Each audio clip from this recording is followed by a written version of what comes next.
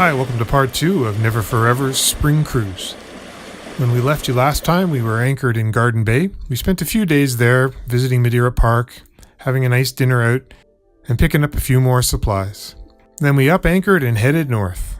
The weather was basically the same and I didn't bother to take any video. We pulled into Powell River late in the evening, and like all the other places we were to visit this cruise, it was pretty empty. We tied up, spent the night, and got ready to leave first thing the next morning.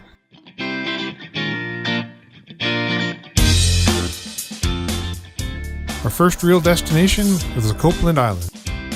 We'd never stopped, we'd always cruised on by, and we had some high hopes. I checked out some of the cruising guides, and we pulled into this lovely bay on the south side.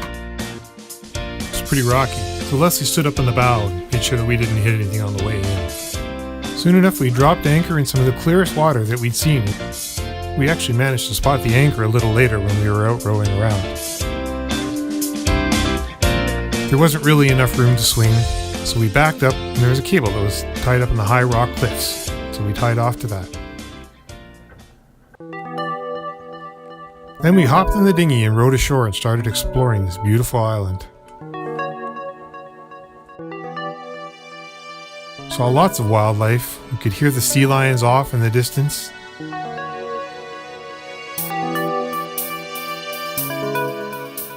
We were going to spend an extra day, but we decided, because the weather was turning, that we would head on to Prado Haven.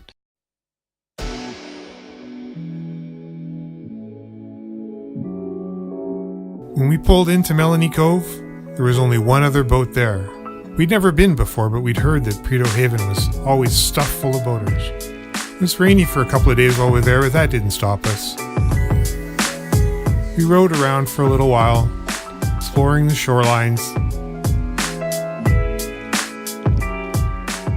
and saw our first lion's mane jellyfish. We went for a long hike along the shore, cleaning off all of the winter fallen debris.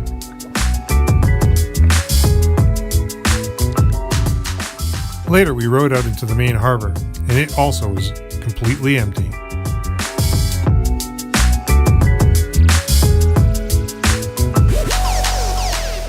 We were going to stay an extra couple of days, but when I turned on the inverter to charge up the laptops, I forgot that the electric heater was still plugged in. An hour later, the cabin was toasty warm, but our batteries were drained. So we decided to head off to Squirrel Cove, see if we could charge up our batteries, and maybe even do a little laundry. We were lucky when we pulled in that the dock was pretty empty.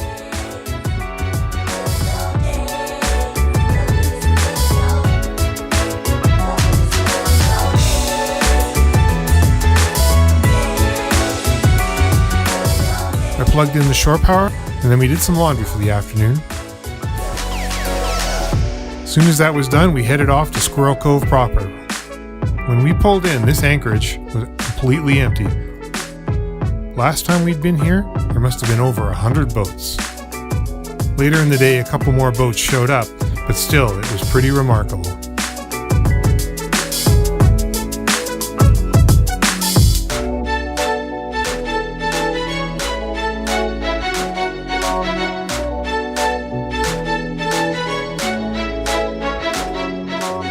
That first day it was pretty sunny, so we decided that we would take the dinghy out and row along the shoreline. I brought my waterproof case for my GoPro knockoff, and this was a perfect opportunity to give it a try. The water here is pretty murky, but we found it pretty interesting nonetheless.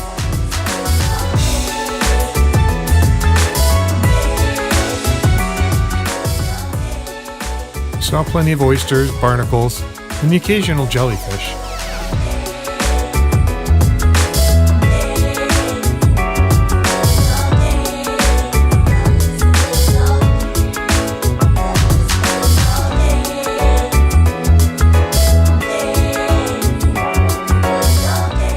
The starfish are starting to come back.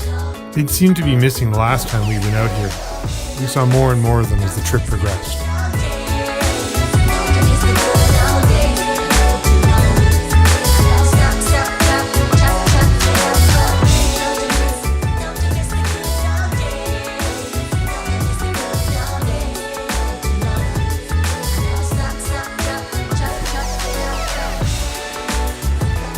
The next day, however, the rain started up.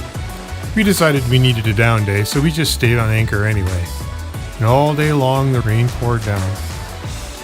When the rain finally quit and the sun came out, Elsie went for a little row to explore on her own.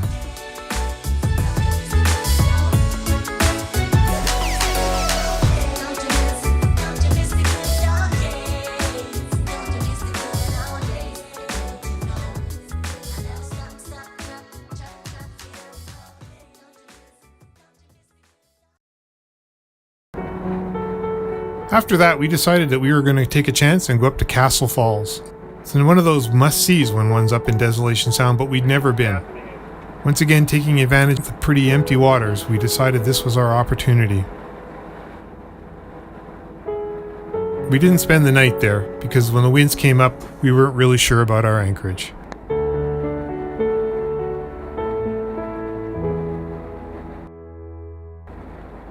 Another beautiful day, and not a drop of wind, so we motored down the long arm.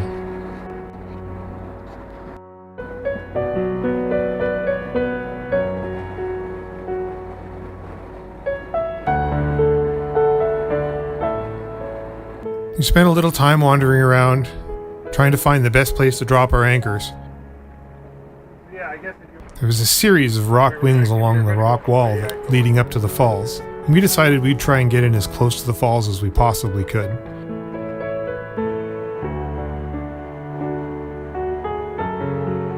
The water drops off pretty deeply here, so we were dropping our anchor in 80 to 100 feet of water.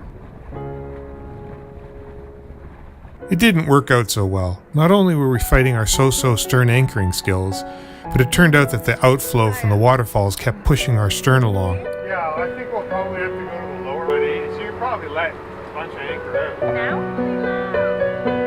Okay.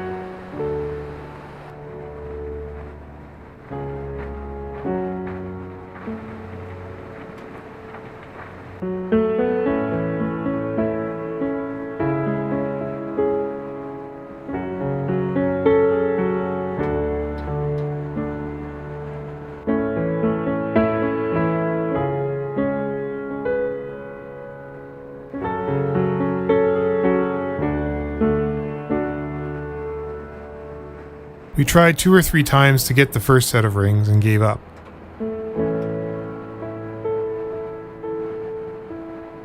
To be honest, it wasn't our proudest moment, and at one point Leslie was pretty upset that I had left the boat to try and do the stern ring when it was obvious the boat wasn't really under control.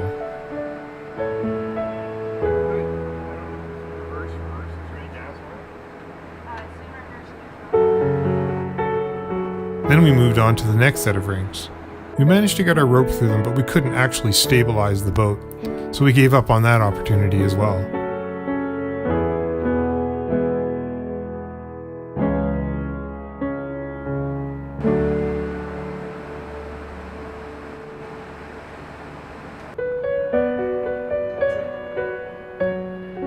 After about an hour of fussing around, we got ourselves tied into a place that we were pretty happy with. Our stern was about 20 feet off the shore, the anchor was in, and we had about 5 or 6 times the rode out that we needed. But it was good practice, and of course, there was no one there to watch.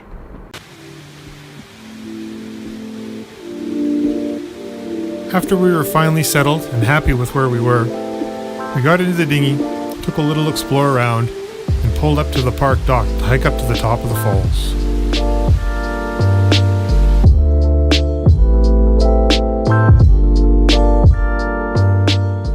It was pretty beautiful.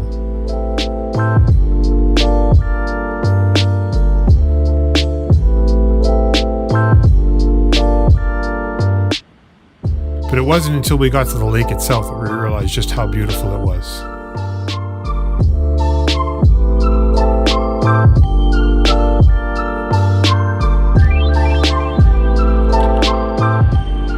We rowed back towards the boat and got in as close as we could to the falls.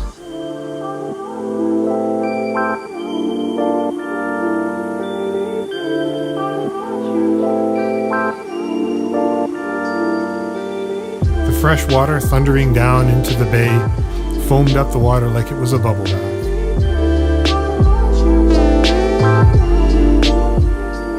pretty much it for Deacon and Arm. By the time we got back to the boat, the wind was up and our stern was getting dangerously close to the rocks. And we decided that after all of that, there was really no point in trying to re-anchor. We'd seen what we needed to see. So we pulled it up and headed for Von Donop Inlet, one of our favorite places.